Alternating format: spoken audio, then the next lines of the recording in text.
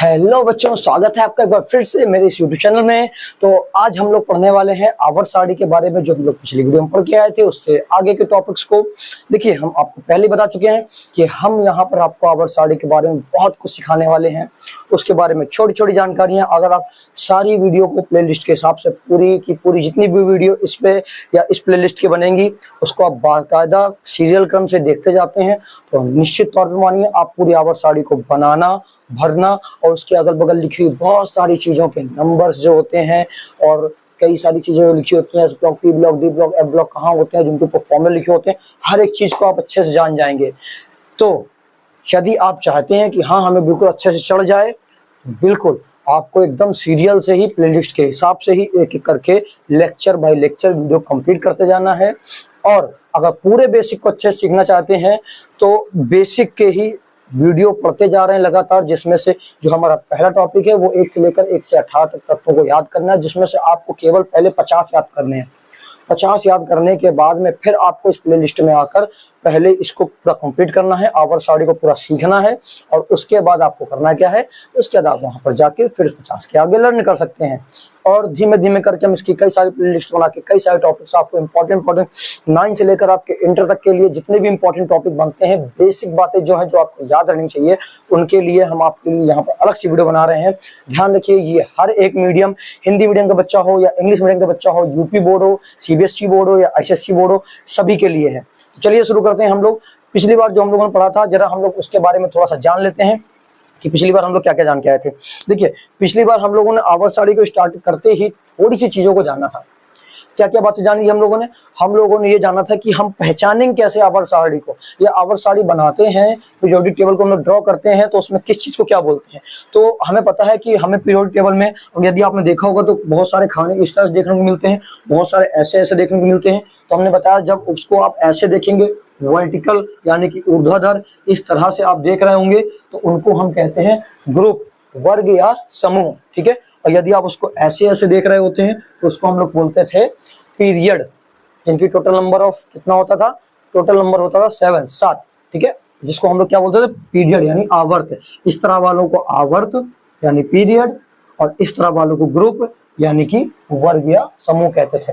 आवर्तों की टोटल संख्या आपको मैंने 7 बताई थी, और जो हमारा ग्रुप था यानी कि वर्ग या समूह जिसको कहते हैं, खड़े खड़े जो होते हैं उनको हम लोग ग्रुप या समूह कहते हैं, और उनकी संख्या 18 बताई थी। ठीक है ना।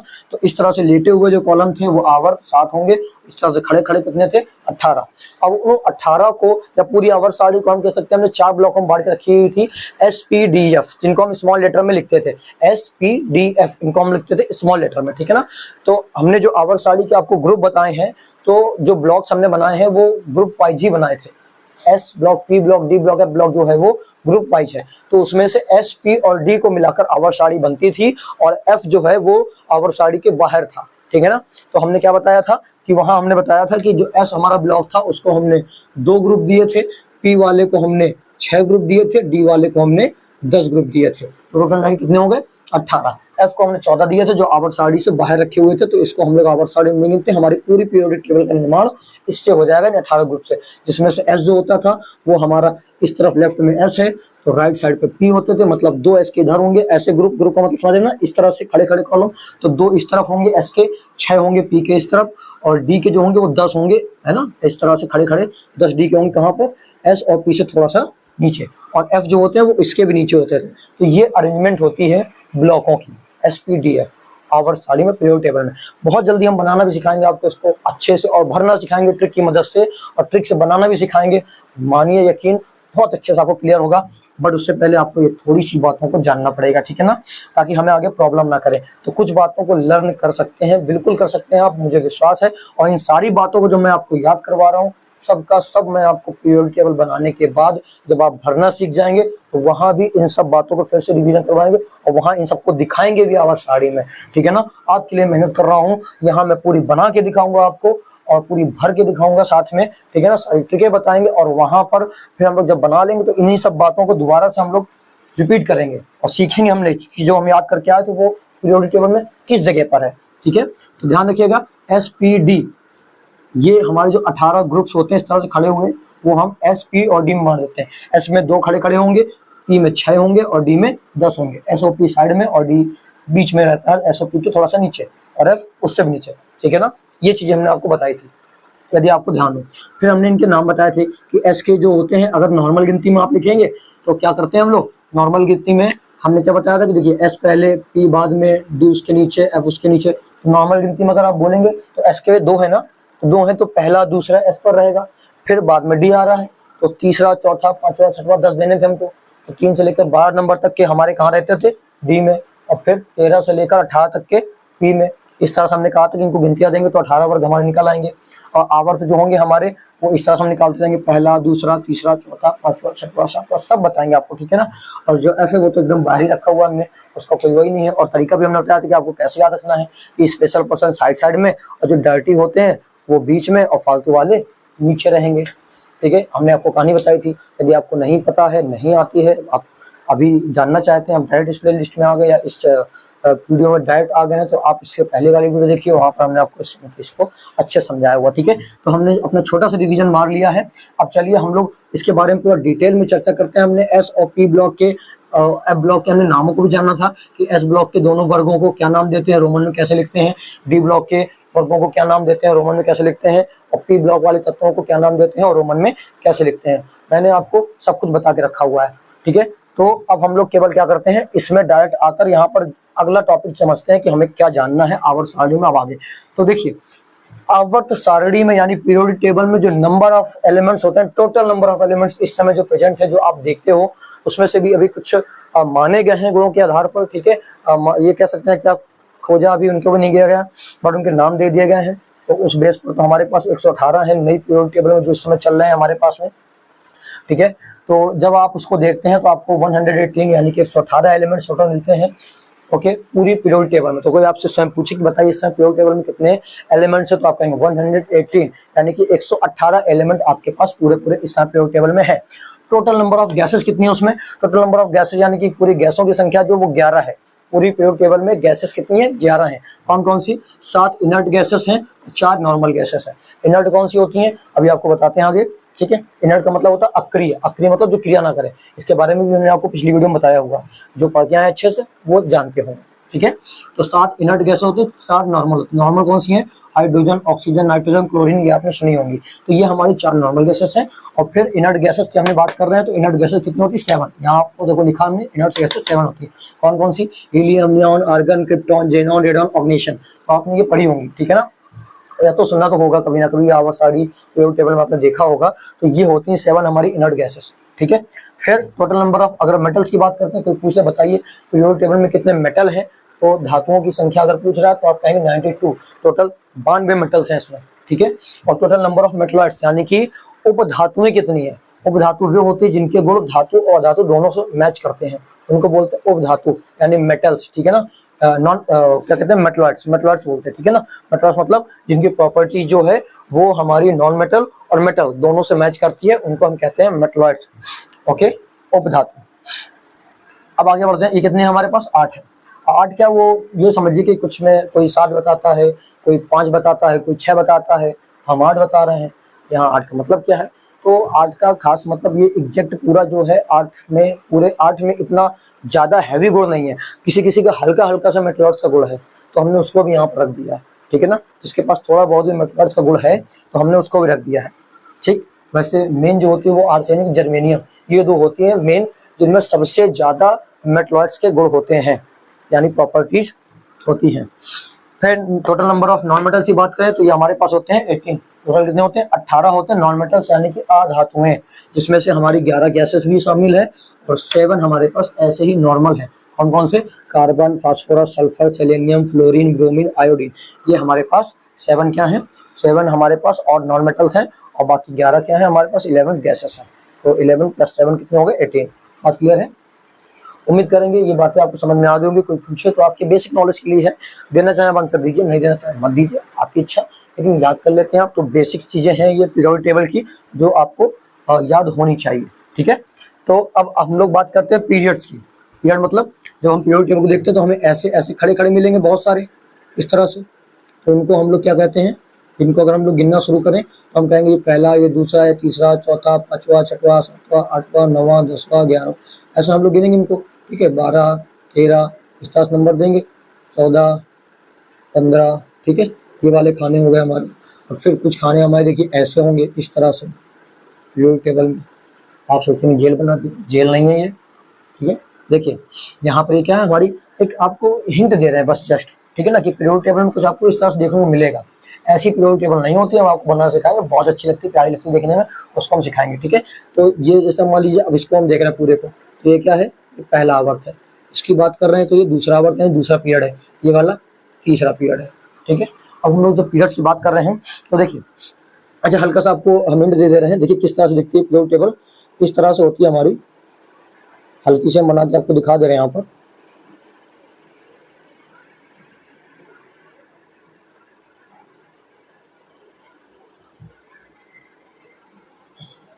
थोड़ा आपको अच्छा लगे देखने में, आपको लगे नहीं विश्वास हो हमारे ऊपर कि हम सिखा सकते हैं आपको।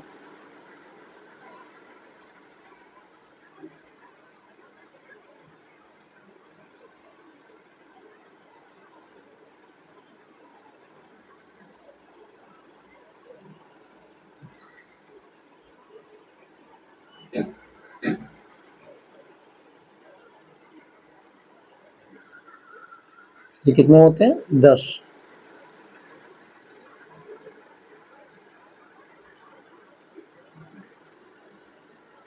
ठीक है, तो देखिए इस तरह की पीरियोडिक टेबल देखने को मिलती है आपको। ठीक है ना, काफी प्यारी लग रही है।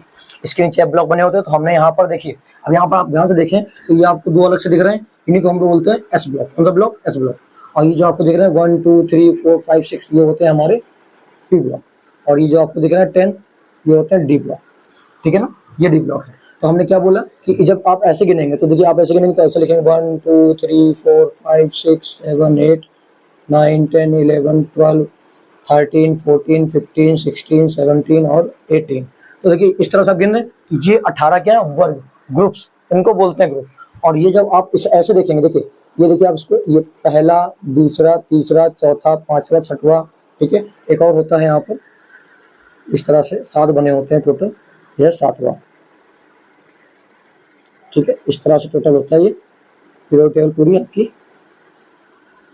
ऐसी बनती है। ठीक है, अब यहाँ पर देखिए तो जो 7 में दिखा है इस तरह से। अब आप कहेंगे पूरा नहीं है, अरे पूरा नहीं तो क्या हुआ, एक लाइन में दो तो है ना बॉक्स हमारे पास में। ये देखिए पूरी एक ये लाइन है, इसमें हमें कितने, एक और एक, 2 बॉक्स मिल रहे हैं। तो ये हमारा पहला पीरियड है जिसमें हमारे पास केवल 2 ग्रुप हैं, एक ये एस का और एक पी का। ओनली 2 ग्रुप है हमारे पास में, एक एस का और एक पी का, पहले पीरियड में, पहले आवर्त में। ठीक है ना, ये आवर्त है, इस तरह से हम देख रहे हैं जब ये आवर्त है। ठीक है ना, जब इस तरह से देख रहे हैं तो इनको हम लोग आवर्त कह रहे हैं, यानी कि पीरियड बोल रहे हैं। और जब आप वैसे खड़ा खड़ा देख रहे हैं इनको इस तरह से, तो इनको हमने नाम क्या दिया है, ग्रुप, यानी कि वर्ग या समूह। ठीक है, वर्ग या समूह। अब देखिए, तो आपने देखा कि पहले आवर्त में ये देखिए 2 ग्रुप आपको दिख रहे हैं, एक एस का एक पी का।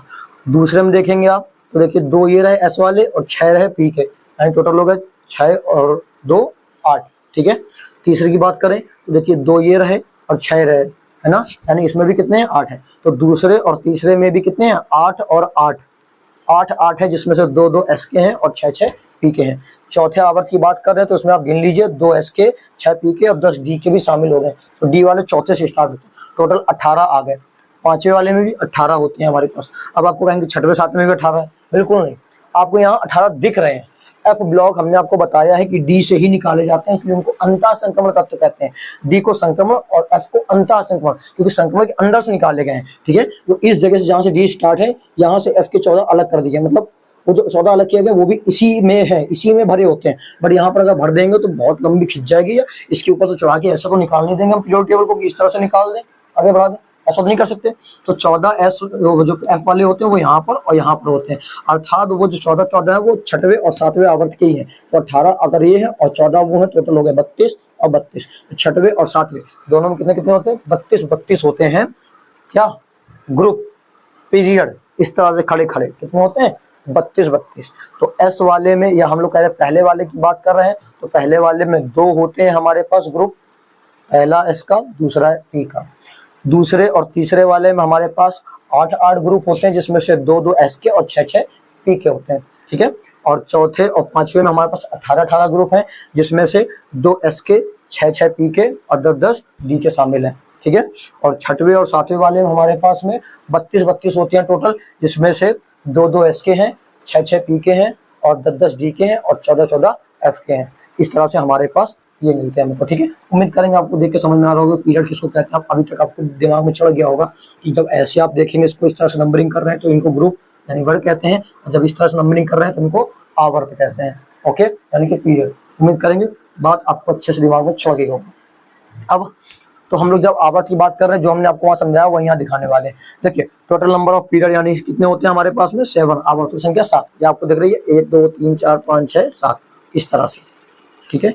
इस तरह से आप देखेंगे पहला, दूसरा, तीसरा, चौथा, पांचवा, छठवां, सातवां, ठीक है। तो ये 7 हमारे पास क्या हो गए आवर्त। अब इनमें से देखिए नाम लिखे हुए हैं, अति लघु आवर्त, लघु आवर्त, दीर्घ आवर्त, अति दीर्घ आवर्त। मतलब वेरी शॉर्ट पीरियड कौन सा है, शॉर्ट पीरियड कौन सा, लॉन्ग पीरियड कौन सा, वेरी लॉन्ग पीरियड कौन सा। शायद आपको देख के समझ में आ रहा होगा। देखिए एक ऐसा पीरियड जिसमें केवल 2 ग्रुप हैं, केवल कितने ग्रुप हैं 2, तो सबसे कम तो इसी में है ना, तो यही हो जाएगा वेरी शॉर्ट पीरियड जिसमें बहुत कम ग्रुप है, 2 है केवल, ठीक है। फिर इसको देखिए दूसरा तीसरा कितने कितने 8-8 है, 8-8 है। दूसरे और तीसरे पीरियड में 8-8 ग्रुप हैं, अर्थात ये हमारे हो सकते हैं शॉर्ट पीरियड। इनको क्या कहेंगे शॉर्ट पीरियड यानी कि लघु आवर्त। अब चौथे पांचवें में देखिए तो 18-18 है, कितने हैं 18-18, ओके 18-18 है, अर्थात इनको हम कह सकते हैं इनसे भी ज्यादा बड़े हैं ना, तो ये होगा दीर्घ आवर्त यानी कि लॉन्ग पीरियड। और जब हम छठवें सातवें की बात करते हैं तो 32-32 है, 32-32 ग्रुप है, यानी कि बहुत ही ज्यादा है, सबसे ज्यादा इसी में है, इसलिए इसको बोलते हैं वेरी लॉन्ग पीरियड यानी अति दीर्घ आवर्त, ठीक है ना, अति दीर्घ आवर्त, वेरी लॉन्ग पीरियड। तो यहाँ पे क्या लिखा हुआ है कि आपको अति लघु आवर्त 1 मिलेगा, देखिए यही एक तो है। आपको लघु आवर्त 2 मिलेंगे, देखिए एक दूसरा एक तीसरा, ये है लघु आवर्त 2। आपको दीर्घ आवर्त यानी लॉन्ग पीरियड जो है वो भी 2 मिलेंगे, कौन कौन सा, चौथा पांचवा, ये हमारे कौन से हैं लॉन्ग वाले। और आपको अति दीर्घ आवर्त भी 2 मिलेंगे, छठवां और सातवां, बात हुई। तो ये हमारे हैं अति दीर्घ आवर्त। उम्मीद करें क्लियर हो गया होगा। जो कह रहा पहला होता है, पहला वाला जो है, ठीक है ना, जो हम कह रहे हैं कि एक हमारे पास कौन सा है अति लघु यानी वेरी शॉर्ट वाला है, उसमें क्या 2 ग्रुप होंगे, एक एस का एक पी का। तो आपको दिख रहा है 2 ग्रुप है, एक ये और एक ये, एक एस का एक पी का। फिर कह रहा हमारे पास जो लघु यानी शॉर्ट पीरियड होते हैं वो 2 होते हैं, दूसरा और तीसरा, ठीक है ना, दूसरा तीसरा 2 होते हैं हमारे पास में, इसमें 8-8 ग्रुप होंगे, ठीक है, एस और पी के, ठीक। तो देखिए दूसरे और तीसरे में कितने हैं 8-8 हैं, देखिए 2 और 6 8, 2 और 6 8, 8-8 है हमारे पास ना, जिसमें से एस और एक किसके हैं पी के। और फिर बोल रहा है कि जो हमारे पास लॉन्ग पीरियड है वो भी कितने होंगे 2, चौथा पांचवा, और उसमें कितने कितने 18-18 ग्रुप होंगे, एस पी और डी मिला के, क्लियर है। और फिर जो आखिरी वाला हमारे पास है वेरी लॉन्ग पीरियड, उसमें भी 2 है, छठवां सातवां, उसमें कितने कितने 32-32 ग्रुप होंगे, एस पी डी और एफ के मिला के, क्लियर। उम्मीद करेंगे आपको ये बात समझ में आ गई होगी अच्छे से। अगर अभी प्रॉब्लम कर रहा है तो बैक मार के इसको रिवीजन कर लीजिए, फिर से देख लीजिए, और फिर भी कोई प्रॉब्लम होती है तो कमेंट में बताइए क्या दिक्कत है, क्या समस्या है, हम प्रयास करेंगे आपकी समस्या को सॉल्व करने का।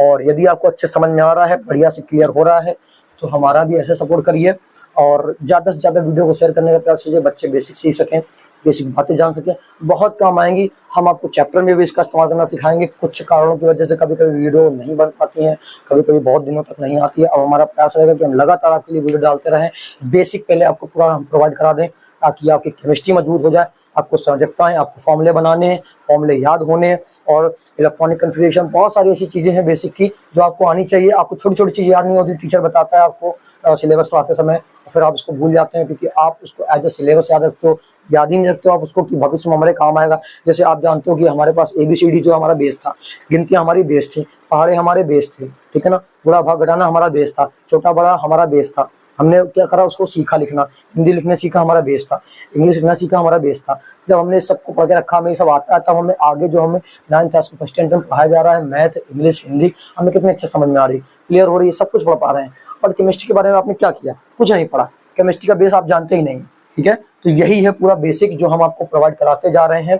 ये पीरियोडिक टेबल का बेसिक है। इससे पहले हमने पीरियोडिक टेबल के लिए 118 एलिमेंट्स जो टोटल 118 है उन सबको याद करने की ट्रिक बताई हुई है, उसको भी देखिए, इसको भी देखिए, एक एक करके प्लेलिस्ट के हिसाब से चलती जाएंगी, बेसिक आती जाएंगी, और आप उसको बाकायदा पूरा अच्छे से देख कर सारी वीडियो को तैयार कर लेते हैं तो आपको मजा आ जाएगी, ठीक है। तो जल्दी से आप इसको क्या करेंगे, स्क्रीनशॉट ले लीजिए और हम आपको थोड़ा सा और बताना चाहेंगे इसके बारे में, थोड़ी सी और बातें करते हैं, ठीक है। जल्दी से स्क्रीनशॉट लीजिए। तो उम्मीद करते हैं आप लोगों ने स्क्रीनशॉट ले लिया होगा। चलिए शुरू करते हैं इसके आगे का। तो ये हमारे पास बच्चों आ चुका है, एक बहुत ही इम्पोर्टेंट चीज़ है, एक बहुत ही इम्पोर्टेंट बात लिखी हुई है। देखिए मैंने आपसे पहले ही कहा था हिंदी इंग्लिश सभी मीडियम के लिए ये वीडियो या ये बेसिक के टॉपिक हैं। तो हमने बताया है आपको कि जितना हो सके उतना ज़्यादा शेयर कीजिए ना, क्या जाता है आपका शेयर करने में, और बच्चे भी सीखेंगे आपकी तरह, ठीक है। यहाँ देखिए हिंदी में भी लिखा है, इंग्लिश में भी लिखा है, हम आपको दोनों समझा दे रहे हैं, ठीक है ना। और फिर हम लोग उसको समझेंगे इसमें स्ट्रक्चर्स में बहुत अच्छे से क्लियर करेंगे। यहाँ पर ये बात लिखी है, ये आपको ये बात ये बताना चाहती है कि अगर यदि आपको इलेक्ट्रॉनिक विन्यास या आप कह सकते हैं कि आपको पीरियोडिक टेबल बनानी आती है, दिमाग में आपके पीरियोडिक टेबल है, चीज़ें आपको लर्न है, तो आपके क्या काम आएगा, कैसे लर्न करना है वो सब बताएंगे, आपको बनाना सिखाएंगे। देखिए कितनी प्यारी सी लग रही छोटी सी पीरियोडिक टेबल यहाँ पर बनी हुई है, ठीक है ना। हमने यहाँ पर बना लिया आपके लिए और बहुत सी बड़ी सी बना के यहाँ पर हम आपको सिखाएंगे भी आने वाली अगली वीडियो में, ठीक है। और ज़्यादा से ज़्यादा लाइक कीजिए तो मुझे लगेगा कि यहाँ पर कि हाँ आपको चाहिए, आपको सीखना है इलेक्ट्रॉनिक टेबल बनाना और इसको भरना, वो भी ट्रिक के माध्यम से। दोनों चीज़ सिखाएंगे, आपके दिमाग में भी ये चीज़ रह जाएगी। बट उसके लिए पहले हम लोग ये भी जानेंगे कि हम पढ़ क्यों रहेंगे, क्या इस्तेमाल है इसका। तो ये यहाँ पर बात लिखी हुई है, हम लोग इसका इस्तेमाल कहाँ कर सकते हैं, कैसे कर सकते हैं। देखिए कॉपी में बनाना और लिख लेना, उसको भर लेना वो अलग चीज़ है, दिमाग में रखना वो अलग चीज़ है। हम आपको दोनों सिखाएंगे और दिमाग में जितना हो सके उतना रखिए, इसलिए हम आपको पहले की भी सारी चीज़ें याद करवाई हैं। आपको याद है तो बहुत बढ़िया है। देखिए जो हमने आपको बताया कि वही सारी बातें हैं कि एस ब्लॉक को 2 ग्रुप दिए गए हैं, ये देखिए पी ब्लॉक को 6 दिए गए हैं, ये देखिए 13 से लेकर 18 तक के हमको आपको बताया कि हमने डी ब्लॉक को 3 से लेकर 12 तक के दिए गए। रोमन अंकों में भी आपको लिखना बताया था हमने पहली वीडियो में, ठीक है। देखिए रोमन लिखा, हमने कहा था एसओपी को हम लोग ए वाला देते हैं, 8 से ऊपर रोमन अंक ले नहीं जाते हैं, तो फर्स्ट है सेकेंड है, और पी ब्लॉक को 3rd है 4 है 5th है 6 है 7 है और 8th है तक, और डी ब्लॉक को बी नंबर देंगे क्योंकि हमने बोला था ये डर्टी वाले हैं और ये स्पेशल पर्सन है। एसओपी से स्पेशल पर्सन, डी से डर्टी वालों को हमने 8 तक दिया है, बट इनको हमने क्या करा है बी नंबरिंग दी है। और 8 वाला हमने यहाँ पर कहाँ 8 9 10 ये तीनों को हमने एक में ही रख दिया, ठीक है। सारी चीज़ों को हम डिस्कस कर चुके हैं वैसे पहले, और दोबारा से भविष्य में डिस्कस कर लेंगे। और देखिए एफ ब्लॉक के 14 ये नीचे रखे हुए हैं, जो डी ब्लॉक से अलग किए गए हैं, इसको लेंथेनाइट इसको एक्टिनेट कहते हैं, ठीक है ना। सारी चीज़ें आपको बता चुके हैं पहली वीडियो में। हम लोग अभी फिलहाल इस चीज़ को समझेंगे कि ये क्या है, ठीक है। अच्छा थोड़ा सा हम आपको हिंट दे रहे हैं, यहाँ पर 2-4 एलिमेंट्स भर ले रहे हैं, ठीक है।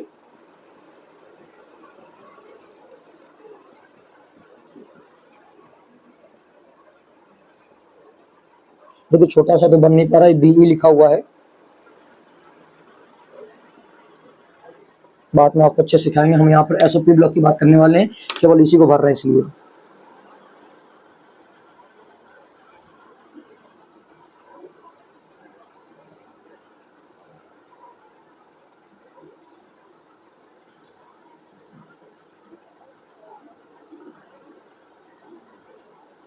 ये एन लिखा हुआ है,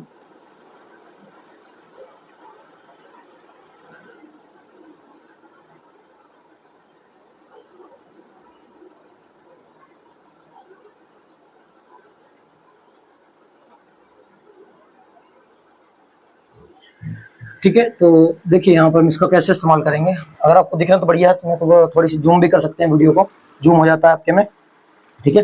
जूम करके भी इसको हल्का सा बड़ा करके देख सकते हैं, अच्छे से क्लियर हो जाएगा आपके। बाकी हमने बताया आपको बड़ा सा बना के भी दिखाएंगे, अभी थोड़ा काम चलाना है, बस इस चीज़ को समझाना है इसलिए आपको बता रहे हैं। देखिए यहाँ पर लिखा हुआ क्या हुआ है और बहुत काम की चीज़ है। देखा एस व पी ब्लॉक के तत्वों के ऊपर रोमन अंकों में लिखे हुए समूहों की संख्या जो है, ठीक है ना।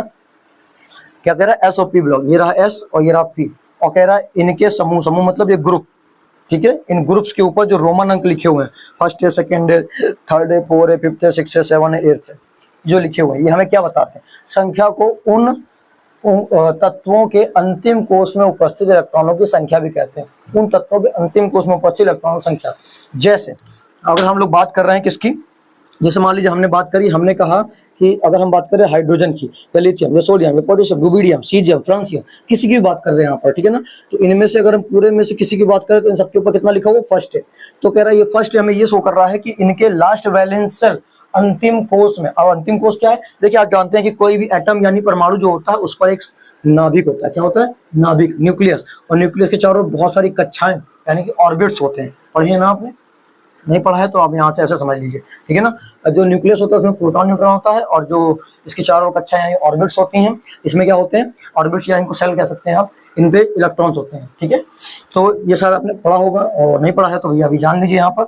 तो कह रहा है कि जब हम इलेक्ट्रॉन्स को इसमें बांटते हैं, इलेक्ट्रॉन्स को मिनिमम भरेंगे इन ऑर्बिट्स में, तो कह रहा है कि यदि किसी एलिमेंट्स, ये जो एलिमेंट्स लिखे हुए हैं, अगर इनमें हम क्या देख रहे हैं, इनके ऊपर फर्स्ट लिखा है, उसका मतलब ये है कि इन सबके अंतिम कोष में जब इलेक्ट्रॉनिक कन्फ्यूजन करेंगे तो जो भी अंतिम कोष हो, पहला दूसरा, देखिए अंतिम कोष क्या होता है, अंतिम कोष या वैलेंस शेल किसको कहते हैं, वैलेंस शेल उसको बोलते हैं कि उस एलिमेंट का लास्ट इलेक्ट्रॉन किसमें फिल हो रहा है।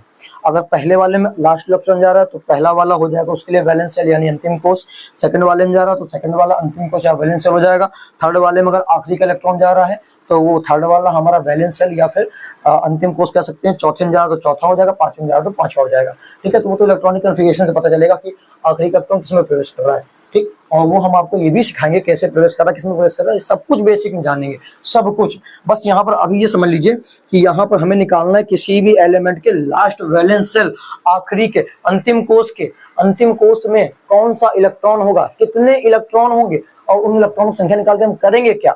तो पहले तो हम ये सीख रहे हैं कि कितने इलेक्ट्रॉन होंगे, ठीक है। तो हम लोग क्या सीखने वाले कि कितने इलेक्ट्रॉन होंगे। तो यदि इसकी बात कर रहे हैं जिसमें फर्स्ट लिखा है, इसका मतलब ये है कि इन सभी एलिमेंट्स का जो भी लास्ट सेल होगा, पहला दूसरा तीसरा चौथा पांचवा छठवां जो भी हो, जो भी लास्ट सेल होगा, उस लास्ट सेल में एक ही इलेक्ट्रॉन होगा। जैसे अच्छा हम आपको थोड़ा सा हिंट भी दे दे रहे हैं कि किसका लास्ट सेल कौन सा होगा। देखिए ये जो आवर्त लिखे होते हैं ना आपके, आवर्त पीरियड, यही हमें बताते हैं कि उसमें कितने सेल, कितने ये बनेंगे, कितने गोले बनेंगे चारों ओर। जैसे अगर इस पर हम पहले की बात करें तो हाइड्रोजन और हीलियम, इन दोनों में केवल ये एक गोला ही बनेगा, मतलब न्यूक्लियस और केवल एक गोला बनेगा, बस एक ऑर्बिट होगा। यदि हम दूसरे की बात करें, दूसरे आवर्त की, तो यानी कि हमें ये शो कर रहा है कि दूसरे आवर्त में जितने 8 एलिमेंट्स हैं, इन सब में कितने होंगे, एक और दो ऑर्बिट होंगे। जो 3 नंबर लिखा हुआ तीसरा आवर्त शो कर रहा है कि 3 ऑर्बिट होंगे, मतलब तीसरा ऑर्बिट लास्ट ऑर्बिट होगा, ठीक है ना। तो बात समझ आ गई ना, ऑर्बिट निकाल लेंगे। तो जो चौथे वाले में है वो हमें क्या शो कर रहा है कि चौथे में जितने भी एलिमेंट हैं उनके पास 4 ऑर्बिट होंगे, पांचवें में जितने एलिमेंट्स हैं उनके पास 5 ऑर्बिट होंगे, छठवें में जितने उनके पास 6 ऑर्बिट होंगे, सातवें में जितने हैं उनके पास 7 ऑर्बिट होंगे, ठीक है ना। 7 से ज्यादा ऑर्बिट वाला अभी तक एटम यानी परमाणु खोजा नहीं गया है, ठीक है, ये बात ध्यान रखिएगा। तो हमने ऑर्बिट बता दिया आपको। तो अगर हम सोडियम की बात कर रहे हैं, यानी कि यहाँ पर हम सोडियम की बात करनी है, और सोडियम के हम क्या पता कर रहे हैं, सोडियम में कितने ऑर्बिट है, 3। तो सोडियम के अगल बगल 3 ऑर्बिट होंगे, न्यूक्लियस 1 2 3, ये लास्ट ऑर्बिट होगा सोडियम का, जिसमें केवल एक इलेक्ट्रॉन चक्कर मार रहा होगा। कितने इलेक्ट्रॉन, ओनली 1 इलेक्ट्रॉन चक्कर मारेगा, ठीक है, किसमें, सोडियम में। बात समझे। तो इसका निकालने का फायदा क्या। अच्छा देखिए अगर मैग्नीशियम की बात करेंगे तो मैग्नीशियम के ही, अगर जो सोडियम था उसमें भी 3 ऑर्बिट थे और उसमें बट एक इलेक्ट्रॉन चक्कर मार रहा था, घूम रहा था। और जो मैग्नीशियम की बात कर रहे हैं तो उसमें ऊपर क्या लिखा है, सेकंड ए। जो रोमन अंक लिखे हैं वो हमें यही बता रहे हैं कि लास्ट ऑर्बिट में, लास्ट वैलेंस शेल में कितने इलेक्ट्रॉन्स घूम रहे होंगे। तो मैग्नीशियम हमें बता रहा है कि 2 इलेक्ट्रॉन्स घूम रहे होंगे, और मैग्नीशियम में भी 3 ऑर्बिट होंगे, ठीक है ना। और वहीं से ही हमें एल्यूमिनियम बता रहा है कि इसमें 3 इलेक्ट्रॉन घूमेंगे, एसआई में 4 इलेक्ट्रॉन, फास्फोरस में 5 इलेक्ट्रॉन, सल्फर में 6 इलेक्ट्रॉन, क्लोरीन में 7 इलेक्ट्रॉन, आर्गन में 8 इलेक्ट्रॉन घूम रहे होंगे। तो ये आखिरी के इलेक्ट्रॉन निकालने से हमारा फायदा क्या है। देखिए कोई भी जो एटम होता है कभी भी रिएक्शन करता है यदि, तो अच्छा एटम के बारे में भी आप जानते हो नहीं जानते तो इसकी अगली वाली वीडियो जो आने वाली है उसमें देख लीजिए, वहां आपको एटम के बारे में बता दिया जाएगा। एटम क्या है, मॉलिक्यूल क्या है, यानी परमाणु अणु है क्या, वास्तव में ये है क्या, क्या करते हैं ये, ठीक है ना। तो इनके बारे में अगली वीडियो में हम लोग चर्चा करेंगे। तो होते क्या है कि जिनके इनके जो लास्ट वैलेंस शेल में इलेक्ट्रॉन्स होते हैं वही पार्टिसिपेट करते हैं बॉन्ड बनाने में, ठीक है। तो इससे फायदा क्या हो रहा है, बॉन्ड बनाने पार्टिसिपेट कर रहे हैं तो क्या फायदा होगा, जब बॉन्ड बनाएंगे तभी उनके कंपाउंड्स बनते हैं, यौगिक बनते हैं। जैसे अगर H2O बनाया है तो H2O में 2 H हैं और 1 O है, अर्थात यहाँ पर H, दोनों H के जो लास्ट वैलेंस शेल के इलेक्ट्रॉन्स होंगे वो प्लस ऑक्सीजन के जो लास्ट वैलेंस शेल के इलेक्ट्रॉन होंगे वो, उन्होंने आपस में क्या कर लिया, बॉन्डिंग कर ली है, ठीक है। लास्ट वैलेंस शेल के इलेक्ट्रॉन आखिरी के अंतिम कोश इलेक्ट्रॉन ही बॉन्डिंग करते हैं, जिसकी वजह से कंपाउंड्स बनते हैं। बहुत डिटेल में इसको भी समझेंगे। बस यहाँ पर ये ध्यान रखिए कि आपको ये आना बहुत जरूरी है। लास्ट वैलेंस शेल के इलेक्ट्रॉन्स अभी आपको निकालना सीखना है, कैसे इस्तेमाल करेंगे, कहाँ इस्तेमाल करेंगे, हम लोग सब जानेंगे। ठीक है, तो पहली बात तो हमें समझ आ गई कि एस और पी ब्लॉक जो है हमारे पास है, इनके ऊपर जो रोमन अंक लिखे हुए हैं, ठीक है, रोमन अंकों में लिखे समूह की संख्या, ये जो समूहों की संख्या हमने जो रोमन अंकों में लिख के रखी हुई है यहाँ पर, कह रहा है उन तत्वों के अंतिम कोष में उपस्थित इलेक्ट्रॉनों की संख्या भी कहते हैं। यानी कि यदि हम देख रहे हैं कि एसबी के ऊपर 5th ए लिखा हुआ है इस ग्रुप में, तो एसबी के अंतिम कोष में लास्ट वैलेंस शेल में 5 इलेक्ट्रॉन्स होंगे। ठीक है ना, और कितना इसका लास्ट वैलेंस शेल कौन सा होगा, तो इसका आवर्त देख लीजिए, पांचवा आवर्त होगा। यहाँ मेरे ख्याल से 5 ही बने हुए हैं, 1 2 3 4 5। ठीक है, तो जो हमने एसबी लिया है, एसबी का ऐसा ही एटम का स्ट्रक्चर बनेगा, और इसके आखिरी वाले में ये इसकी बात कर रहे हैं, इस लास्ट वैलेंस शेल की, यही इसका आखिरी वैलेंस शेल है, और इसमें कितने 5 इलेक्ट्रॉन चक्कर मार रहे होंगे, इस तरह से घूम रहे होंगे। ठीक है ना, बात क्लियर होगी, तो ये बात तो समझ में आ गई होगी। यही चीज नीचे लिखी हुई है, देखिए क्या लिखा है, the number of group written in Roman numerals above the elements. ठीक है ना, जो एलिमेंट्स के ऊपर लिखा हुआ है of S and P block और एस ब्लॉक के। ठीक है ना, क्या जो रोमन में न्यूमेरल्स लिखे हुए हैं, is called the number of electrons in the last shell of those elements. ठीक है ना, यानी कि उन एलिमेंट्स के जो यहाँ पर इनके जिनके ग्रुप के ऊपर ये नंबर्स लिखा हुआ है, उन एलिमेंट्स के हम लोग लास्ट वैलेंस शेल के इलेक्ट्रॉन्स भी कह सकते हैं उनको, इन नंबर्स को। ठीक है ना, ये ओनली केवल नंबर्स नहीं है, जो मेंडलीफ ने बनाया था वो इसी बेस पर बनाया था कि कितने इलेक्ट्रॉन्स होते हैं, इसी बेस पर इनको ड्रॉ किया था। ठीक है ना, पीरियोडिक टेबल को। तो ये मेंडलीफ वाली नंबरिंग है, और जो ये 1 2 3 4 5 7 6 8 9 करके पूरा 18 तक लिखा हुआ है, ये IUPAC ने चेंज करके इस रूप में इसको कन्वर्ट कर दिया। हमारे ये बहुत काम का है एसओपी ब्लॉक के लिए। आगे समझते हैं और इससे क्या कर सकते हैं। लास्ट वैलेंस शेल अगर निकाल लिया हमने, लास्ट वैलेंस शेल के इलेक्ट्रॉन्स निकाल लिए, तो इसका हमें फायदा कहाँ मिलेगा। ठीक है, क्या लिखा हुआ आगे, कह रहा जिन्हें हम अपनी उंगली पर गिनकर निकाल सकते हैं। अब आप कहेंगे जब हमें सामने दिख रहा है, यहाँ पर हम देख पा रहे हैं, हम उंगली पर क्यों गिने। तो हमने बताया आपको कि लिख कर भरना और देख कर करना बहुत आसान है, बट दिमाग में रखना और दिमाग में रख कर फिर करना वो मुश्किल होता है। बट उसी को आसान बनाना है हमें, ताकि हम पेपर के टाइम पे इतना टाइम वेस्ट ना करें, तुरंत अपने दिमाग में निकालें और तुरंत क्या कर दें, इस क्वेश्चन को सॉल्व कर दें जो भी आया है।